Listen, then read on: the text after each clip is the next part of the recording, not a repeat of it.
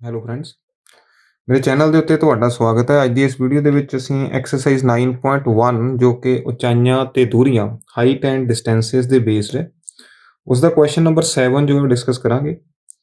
ਸੋ question ਦੇ ਵਿੱਚ ਕੀ given ਹੈ ਸਾਨੂੰ, from a point on the ground the angle of elevation of the bottom and the top of a transmission tower fixed at the top of a 20 meter high building।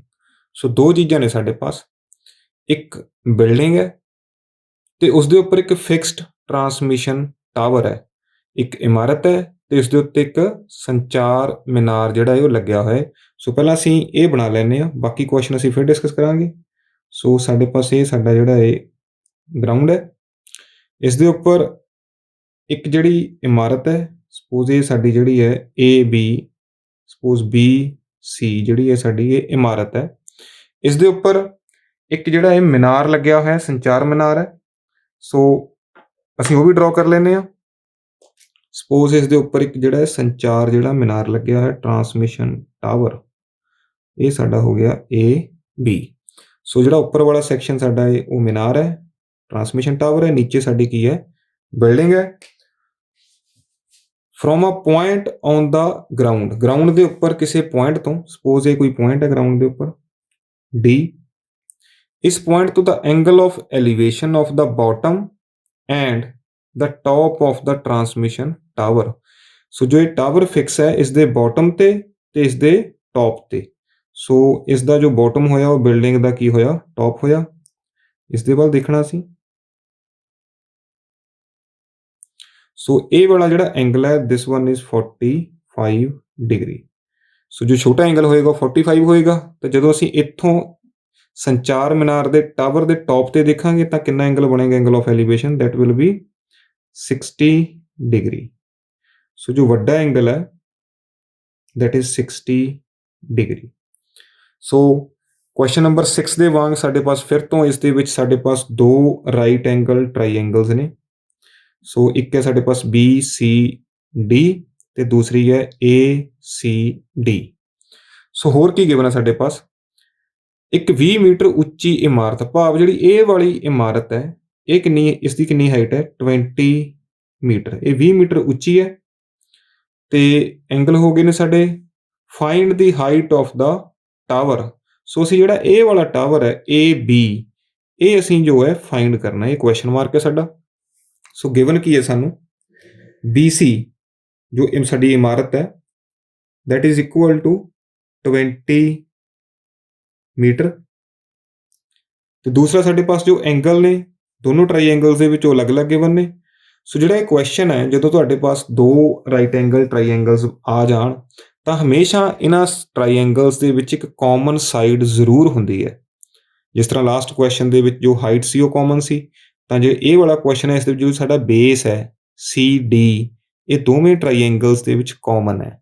ਸੋ ਜੋ common side ਹੁੰਦੀ ਹੈ ਉਹ ਹਮੇਸ਼ਾ major role play ਕਰਦੀ ਹੈ ਇਹਨਾਂ questions ਦੇ ਵਿੱਚ। ਸੋ ਅਸੀਂ ਹਮੇਸ਼ਾ ਪਹਿਲਾਂ ਕਾਮਨ ਸਾਈਡ ਹੀ ਫਾਈਂਡ ਕਰਦੇ ਹਾਂ ਜੇਕਰ ਸਾਨੂੰ ਉਹ ਸਾਈਡ ਪਤਾ ਨਾ ਹੋਵੇ। ਸੋ 20 ਤੋਂ ਮੈਂ ਕੀ ਫਾਈਂਡ ਕਰਾਂਗਾ, CD। ਸਭ ਤੋਂ ਪਹਿਲਾ ਸਟੈਪ ਮੇਰਾ ਜਿਹੜਾ ਹੈ ਇਸ ਰਾਈਟ ਐਂਗਲ ਟਰਾਈਐਂਗਲ ਦੇ ਵਿੱਚ, ਇਸ ਸਮਕੋਣੀ ਤ੍ਰਿਭੁਜ ਦੇ ਵਿੱਚ BCD ਦੇ ਵਿੱਚ ਇਹ ਮੈਨੂੰ ਪਰਪੈਂਡੀਕੂਲਰ ਪਤਾ ਹੈ ਤੇ ਮੈਂ ਇੱਥੋਂ ਕੀ ਪਤਾ ਕਰਾਂਗਾ, ਬੇਸ। ਸੋ ਪਹਿਲਾਂ ਮੈਂ right angle triangle BCD choose ਕਰਾਂਗਾ, ਟਰਾਈਐਂਗਲ BCD। ਇਸ ਦੇ ਵਿੱਚ ਕੀ ਹੈ ਸਾਡੇ ਪਾਸ, BC 20 ਮੀਟਰ ਹੈ ਤੇ ਅਸੀਂ CD ਫਾਈਂਡ ਕਰਾਂਗੇ। ਐਂਗਲ ਸਾਨੂੰ ਗਿਵਨ ਹੈ angle BDC that is 45 degree. So ਅਸੀਂ ਕਾਮਨ ਸਾਈਡ ਫਾਈਂਡ ਕਰਦੇ ਹਾਂ, ਪਰਪੈਂਡੀਕੂਲਰ P ਤੇ ਬੇਸ B ਨੂੰ ਯੂਜ਼ ਕਰਕੇ ਐਜ਼ ਪਰ ਐਂਗਲ D। ਤਾਂ ਸਾਡਾ P ਤੇ B ਦੇ ਨਾਲ ਕਿਹੜੀ T ਰੇਸ਼ੋ ਬਣਦੀ ਹੈ, P ਤੇ T ਨਾਲ ਸਾਡੇ ਪਾਸ ਟੈਂਜੈਂਟ ਆਉਂਦਾ ਹੈ। ਸੋ BC that will be perpendicular over CD that will be base as per angle BDC, ਜਾਂ ਅਸੀਂ ਬੋਲ ਸਕਦੇ ਹਾਂ tan of angle D। ਇਸ ਟਰਾਈਐਂਗਲ ਦੇ ਵਿੱਚ ਇਸ ਐਂਗਲ ਦੇ ਅਕੋਰਡਿੰਗ ਇਹ ਕੀ ਹੈ, ਪਰਪੈਂਡੀਕੂਲਰ, ਇਹ ਕੀ ਹੈ, ਬੇਸ, ਲੰਬ ਬਟੇ ਆਧਾਰ, ਤਾਂ ਸਾਡਾ ਕੀ ਬਣਿਆ, tan D। ਸੋ ਅਸੀਂ ਇਹਦੇ ਵਿੱਚ ਜੋ ਵੈਲਿਊਜ਼ ਨੇ ਉਹ ਸਬਸਟੀਟਿਊਟ ਕਰ ਲੈਂਦੇ ਹਾਂ। BC ਸਾਨੂੰ ਗਿਵਨ ਹੈ 20 ਮੀਟਰ ਓਵਰ CD ਸਾਡੀ ਕਾਮਨ ਸਾਈਡ ਹੈ, ਅਸੀਂ ਪਤਾ ਕਰ ਲਾਂਗੇ, that is equal to tan 45। So tan 45 the value ਬੜੀ ਈਜ਼ੀ ਹੈ, ਇਹ ਕਿੰਨੀ ਹੁੰਦੀ ਹੈ 1। ਸੋ ਇੱਥੋਂ ਅਸੀਂ ਕੀ ਕਰ ਲੈਂਦੇ ਹਾਂ, ਕ੍ਰੋਸ ਮਲਟੀਪਲਾਈ। ਸੋ CD ਮੇਰੇ ਪਾਸ ਕਿੰਨਾ ਆ ਜਾਏਗਾ, this implies CD into 1 is CD, that is equal to 20 into 1 is 20 metre. So ਜੋ ਸਾਡਾ ਬੇਸ ਵੀ ਹੈ, ਜੋ ਸਾਡੀ ਕਾਮਨ ਸਾਈਡ ਹੈ, ਉਹ ਵੀ ਸਾਡੀ ਕਿੰਨੀ ਹੋ ਗਈ 20 ਮੀਟਰ।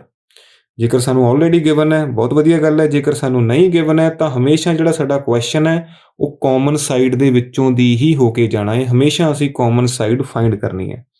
ਸੋ ਹੁਣ ਮੈਨੂੰ ਜਿਹੜੀ ਵੱਡੀ ਰਾਈਟ ਐਂਗਲ ਟਰਾਈਐਂਗਲ ਹੈ ਦੈਟ ਇਜ਼ ACD, ਇਹ ਵਾਲੀ, ਇਸ ਦੇ ਵਿੱਚ ਮੈਨੂੰ ਬੇਸ ਜਿਹੜਾ ਉਹ ਪਤਾ ਲੱਗੇ ਤਾਂ ਮੈਂ ਬੇਸ ਤੋਂ ਇਸ ਦਾ ਕੀ ਫਾਈਂਡ ਕਰ ਲਾਂਗਾ, ਪਰਪੈਂਡੀਕੂਲਰ, ਇਹ ਵਾਲੀ ਸਾਰੀ ਹਾਈਟ। ਤਾਂ ਜਦੋਂ ਮੈਨੂੰ ਸਾਰੀ ਹਾਈਟ ਪਤਾ ਹੈ ਤੇ ਇਹ 20 ਪਤਾ ਹੈ ਤਾਂ ਮੈਂ ਟੋਟਲ ਹਾਈਟ ਦੇ ਵਿੱਚੋਂ ਜੋ ਬਿਲਡਿੰਗ ਦੀ ਹਾਈਟ 20 ਹੈ ਉਸ ਨੂੰ ਹਟਾ ਦਿਆਂਗਾ, ਸਬਟਰੈਕਟ ਕਰ ਦਿਆਂਗਾ, ਤਾਂ ਮੇਰੇ ਪਾਸ ਜੋ ਟਰਾਂਸਮਿਸ਼ਨ ਟਾਵਰ ਹੈ ਉੱਪਰ ਲੱਗਿਆ ਹੋਇਆ ਉਸ ਦੀ ਹਾਈਟ ਮੈਨੂੰ ਜਿਹੜੀ ਹੈ ਪਤਾ ਚੱਲ ਜਾਏਗੀ। ਸੋ ਦੂਸਰਾ ਕੇਸ ਕੀ ਹੈ ਸਾਡੇ ਪਾਸ, ਇਨ ਟਰਾਈਐਂਗਲ ACD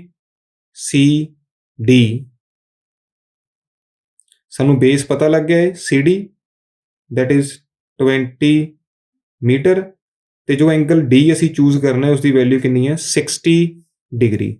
ਸੋ ਇਸ ਦੇ ਵਿੱਚ ਮੈਂ ਪਰਪੈਂਡੀਕੂਲਰ ਓਵਰ ਬੇਸ ਸਿਲੈਕਟ ਕਰਨਾ ਹੈ, AC that will be over perpendicular, ਲੰਬ ਓਵਰ CD, ਇਹ ਸਾਡਾ ਕੀ ਬਣੇਗਾ base B। So perpendicular over base ਲੰਬ ਬਟੇ ਆਧਾਰ, ਇਹ ਸਾਡਾ ਕੀ ਹੁੰਦਾ ਹੈ tan of the angle D। ਸੋ ਅਸੀਂ ਵੈਲਿਊਜ਼ ਪੁੱਟ ਕਰ ਲੈਂਦੇ ਹਾਂ, AC ਅਸੀਂ ਫਾਈਂਡ ਕਰਨਾ ਹੈ